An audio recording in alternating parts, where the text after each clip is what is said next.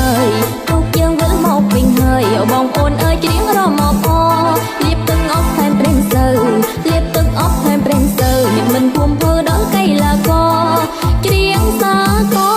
អំណរទុកយើងថ្មថ្មីដែលទៅនឹងបានជោគជ័យនាំសុំសួស្ដីសេះរីមង្គលមកដល់ភូមិស្រុកជំរាបម៉ែពុកប៉ែននេះទៅមុំទុកយើងបានល្បីរំលឹងកាលលំ3ថ្ងៃរំលឹងកាលលំ3ថ្ងៃដឹងទេប្រថ្លៃពេលមកមិននៅញាស្រងពួកយើងឯងងបណ្ដុលបន្តាបនព្រៀងដែលមានតែជាងលងហងទៅជួយក្រុមភ្លឺ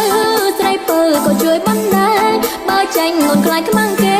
ខ្លាចប្រងមៀម៉ែរំបែកបែកកម្លាំងចិននេះគឺពីងប៉ុណ្ណោះមិនប្រដិនក៏ហងបងទេ